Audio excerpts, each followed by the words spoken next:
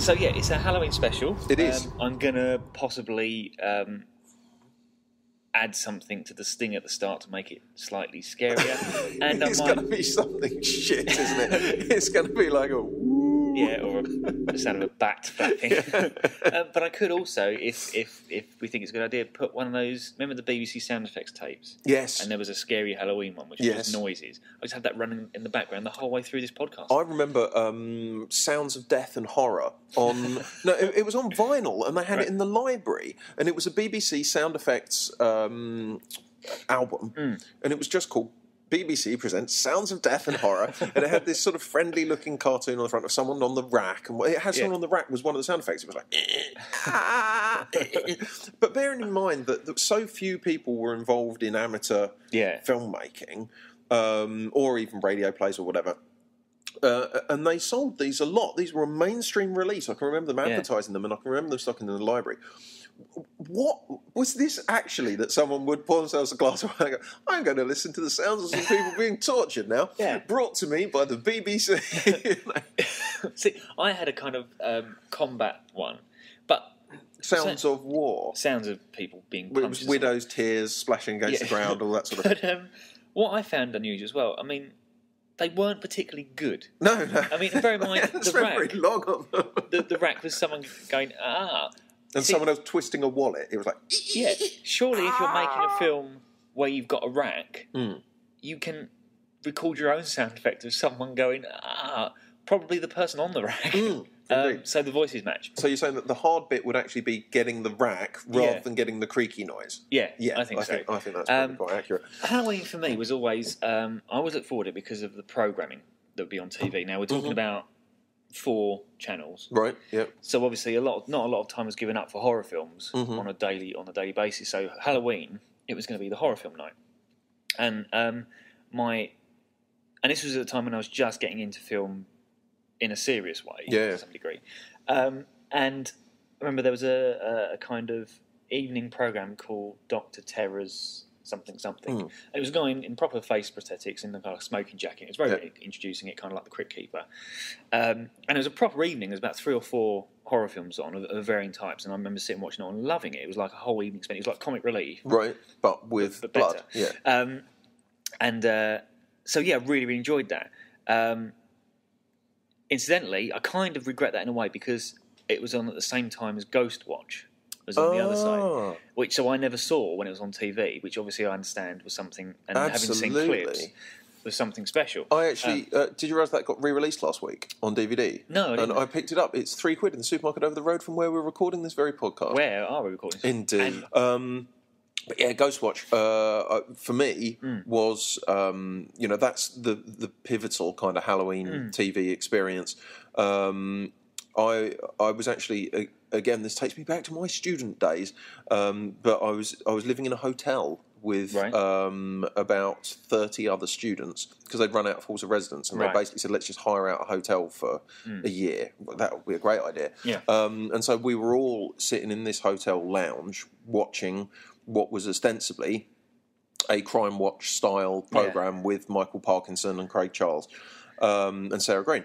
And a couple of the students were genuinely freaking out, more or less from about 20 minutes in. Which gave it was one of the most incredible TV watching experiences. For anybody who hasn't seen Ghost Watch, by the way, first of all, I thoroughly recommend it, and I think you can go and, as I said, the DVD's just been re-released, so go and pick it up. It has dated quite a bit now. I've revisited it fairly recently. However, if you look at it in the context of the time when it was shown, which I think was 93, 94, somewhere around there, must have been. It was a remarkable piece of TV. The audience was a lot less savvy about the idea of faux reality, I suppose you'd call it. And a lot of people got suckered into thinking this was a genuine Crime Watch style investigation of the paranormal, and thus when it sort of spirals down into supernatural chaos, they were genuinely freaked out by it, and the show wasn't repeated for over a decade. There was a general feeling that the BBC had broken their bond of trust with the viewer by crediting them with some fucking intelligence, which obviously terribly misguided thing to do. But yeah, it's a really great piece of TV, and watching it in that environment, it was genuinely I'd clocked fairly early on. Probably when the written by credit came up, that what I was watching was fake. But watching it, but I didn't say that to the rest of the room I was sitting with, and certainly watching it in that environment with people genuinely freaking out, people genuinely very, very unhappy about what was going on screen. It was a really remarkable evening's TV, and one of my favourite Halloween memories ever. Now, bear in mind, I would, the evening's programme I chose to watch at the time was just me alone in my room.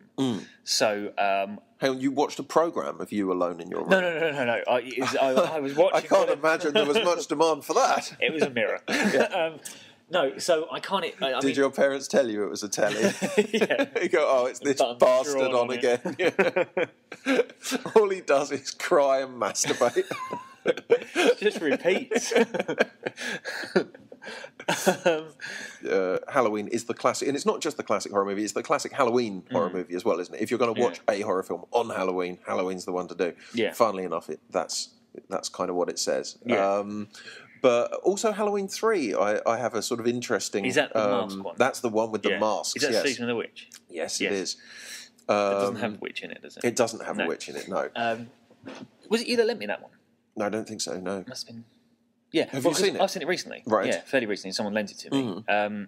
Which, it's bizarre, isn't it? Yes, it's very odd. It has no relation whatsoever. Except that someone's watching the original on telly at one point, which is possibly the most tenuous sequel connection I've ever seen. Yeah. Because on that basis, you could make a lot of films. On that basis, The Burbs is a sequel to Texas Chainsaw Massacre 2. Yeah.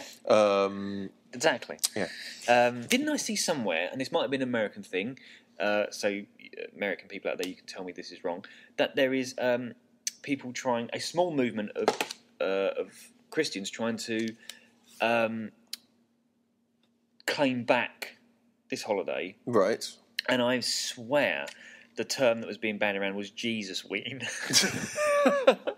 Jesus Ween sounds fantastic. I mean, I want a Jesus Ween t-shirt even. I mean, I think, first of all, that term sounds a little bit like what someone would say if they were trying not to swear. Yes. When they kick the bed. Oh, Jesus Ween! Jesus Ween. Obviously, there's the whole penis element to that as well, which is slightly worrying. Hey, what penis element? Well, wiener is a kind of a American. I wouldn't have got that at all. I would have got the weaning, as in, stopping taking milk. I would have taken Jesus Ween as being the point where you get the baby Jesus onto solids.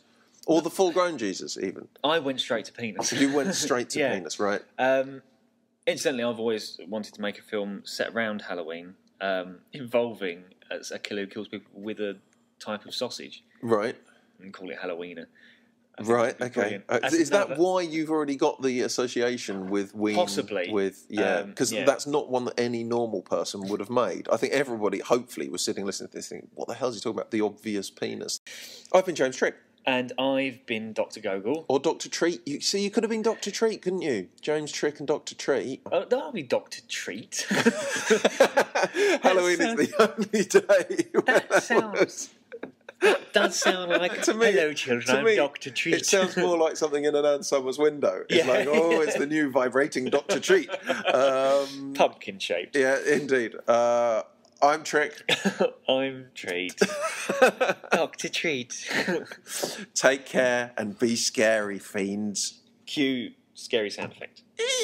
No, I was going to put that on. Oh, fuck it.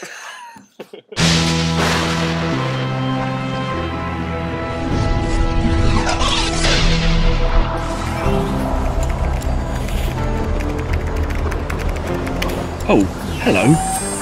In today's episode, we've learnt a lot of important lessons.